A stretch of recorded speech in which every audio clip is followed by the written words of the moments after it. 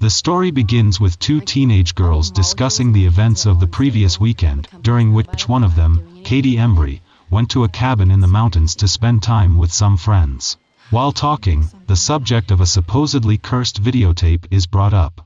The other girl, Rebecca, states that anyone who watches this video receives a phone call, in which a voice says, "You will die in 7 days." Then, exactly 7 days, to the minute after viewing the tape, the viewer dies. Katie reveals in horror that she had watched that video at the cabin last weekend with 3 friends, exactly 7 days earlier.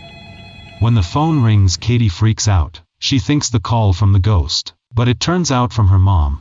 Hi, Mom. Shortly after she answers a call from her mom, the TV turning itself on. She turns it off, but it turns on again. So she angrily unplugs it, but at that moment she hears an eerie sound she doesn't know where it is coming from. Frightened, Katie calls Becca down but no answer. When she goes back upstairs, Katie sees water seeping out of her room.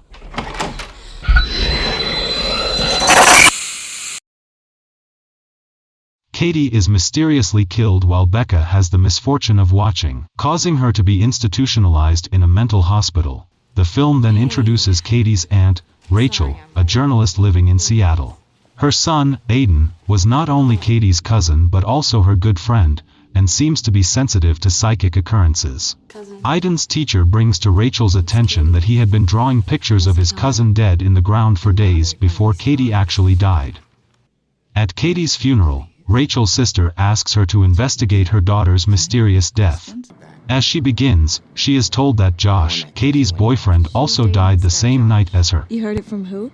Rachel also learns of the videotape, which Katie's friends suspect was the cause of her death. Same night that Katie died. Moments later, Rachel finds photos of Katie and her 3 friends. To her surprise, one of the photos shows their face severely distorted, presumably after they saw the videotape. The case getting more interesting as she found the fact that all 3 of Katie's friends on the photo died on the same night as Katie, and at the same time, at 10 p.m. Her investigation leads her to the cabin 12 in the Shelter Mountain Inn where Katie and her friends had watched the tape. There, she finds the tape and eventually watches it.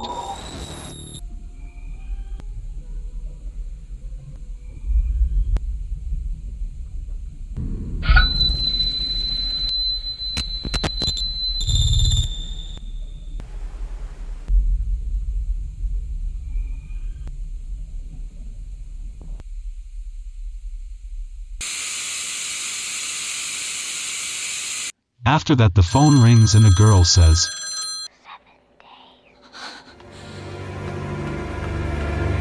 days. Next day she calls Noah, Aiden's father, to see the video. Noah is skeptical about the link between the videos and the deaths, but Rachel becomes increasingly convinced after pictures taken of her show her face severely distorted, an effect that was present in the pictures of Katie and her friends the day after watching the tape. Noah watches the tape and asks her to make a copy for further investigation. He says the videotape is weird. Numbers of the roll is screwed up. It is like a human without fingerprints. The tape should not be able to record any pictures. On the same day, Noah calls Rachel and tells her that he believes her claims about the tape after he sees himself in a convenience store camera with a blurry face. As he talks to her on the phone, we see a pile of developed photographs that Noah has recently taken of himself, all with his face distorted. After viewing the tape, strange things begin to happen to Rachel, and presumably anyone else who had viewed the cursed images. She experiences terrible nightmares. A strange girl grabbed her left hand and as she woke up it was bruised. She has nosebleeds, and curious surreal situations when she pauses a section of the cursed tape in which a fly is running across the screen. She finds she is able to pluck it from the monitor. Rachel's investigation turns to the tape itself, which contains a seemingly random series of disturbing, grainy, black and white images, but she gets a clue when she saw a lighthouse image in the tape. Which leads Rachel to Anna Morgan, the woman seen in the tape, who lived on Moscow Island with her husband and daughter, and raised horses. Rachel discovers that a mysterious tragedy befell the Morgan Ranch, in which all the horses seem to go mad, killing themselves attempting to flee the ranch. This presumably caused Anna Morgan to become severely depressed, and shortly after taking residence at a mental institution, to commit suicide. Unfortunately, just as Rachel is beginning to truly fear there is something dangerous about this tape, Aiden watches it a couple of days later. Rachel decides to go to Moscow Island by ferry. Before she gets on, Noah gives her a picture Aiden drew. On board, she tries to stroke a horse. Unexpectedly, the horse becomes restless, kicks the stable door and runs panically outside before jumping into the sea. At Morgan's house, Rachel sees the mirror she saw in the tape while she meets Richard Morgan, who refuses to talk about the video or his daughter. Then leave it alone. Upon seeing Morgan's house, Rachel realizes it is the house which picture Aiden drew. So she calls him asking how he could draw the picture. Aiden says he was told by a little girl to do so. When Rachel asks, "Did she show you the horses?" he says that she doesn't like in the barn because the horses keep her up at night. He also tells the little girl is in a dark place now. She lives in a dark place now. Rachel goes to see the local doctor to ask about the Morgan family. The old doctor tells her that Anna wanted a child more than anything, but was never able to successfully carry a fetus to term. One winter they left and returned with Samara, whom they adopted. But after some time, Anna started complaining about visions that only happened when Samara was around, so she sent them both to a mental institute on the continent. Noah goes to the institute and finds Anna Morgan's file and discovers that a video is missing. Rachel goes back to the Morgan's house, where she discovers the tapes of Samara's conversations with the doctor. Samara timidly explains that she does not intentionally hurt the people around her, but it won't stop.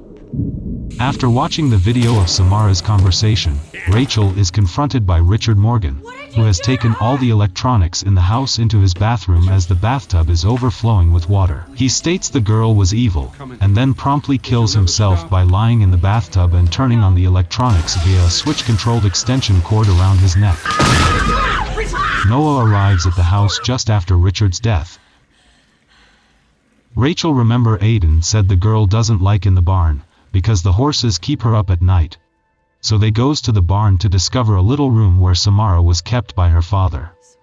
Behind the wallpaper they discover a burned image of a tree recognizable from the videotape, and Rachel remembers seeing it near the cabin at Shelter Mountain Inn. From this, we begin to gather that Samara had the supernatural ability to inadvertently burn images into the things around her, including the minds of the horses and the minds of her parents, driving her mother to kill herself.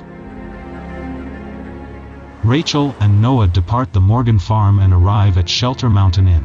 In cabin 12, where she watched the tape for the first time before, Rachel thinks the investigation back to the beginning and she feels run out of time cause it is day 7 since she watched the tape. Her complaint infuriates Noah, slamming the phone and the vase full of marbles down. To their surprise, the marbles roll and gather at one point, leading them to discover a well underneath the floor.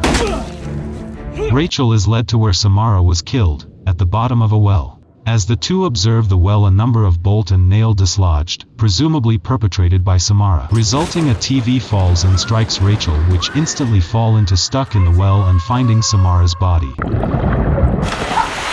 When Noah tries to do something to help Rachel, the well closes on its own. In the dark, at bottom of the well, Samara, or at any rate, the not completely dead body of Samara, uses her ability to give Rachel vision that Anna attempted to smother Samara with a garbage bag in order to end the madness created by Samara's ability, dumping her body in the well afterwards. However, Rachel sees Samara's eyes open as she sinks and watches her mother close the well, and a horrified Rachel realizes that Samara was still alive. Noah notifies the authorities, and Samara, whose body rapidly decomposes in Rachel's arms after Rachel awakes from the vision, is given a proper burial, presumably putting her spirit to rest. Noah asks her how long could you survive trapped in a well, and Rachel guesses that you could survive 7 days. At this point it seems that everything is well again.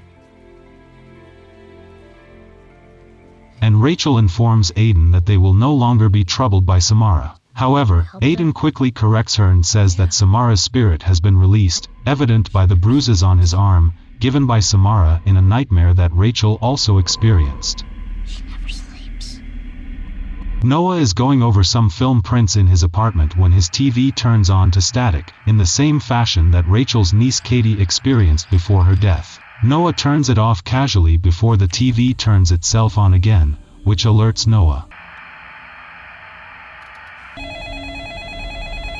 In the meantime, Rachel worriedly calls Noah, trying to warn him, but think it is a mysterious call from the ghost he doesn't pick up. He is then treated to a recurring image of a well, in which a long-haired female figure, Samara, crawls out of the well and slowly walks toward the screen.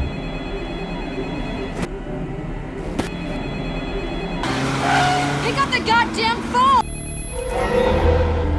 It intensifies as Noah quickly backs away and Samara literally crawls out of the television set. Noah knocks over a shelf in fear and crawls away before turning around.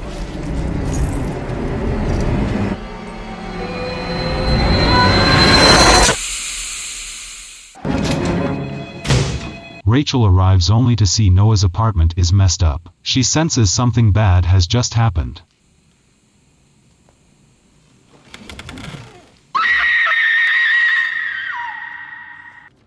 Rachel rushes home and destroys the tape in hysterics, unable to understand why she was spared but Noah was killed.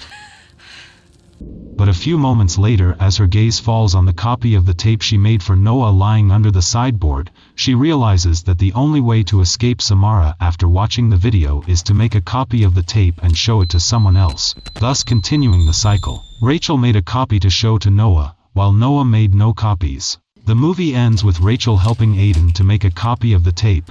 As the tape copy is made, Aiden turns to his mother, Rachel, and asks her what about the person we show it to. What happens to them?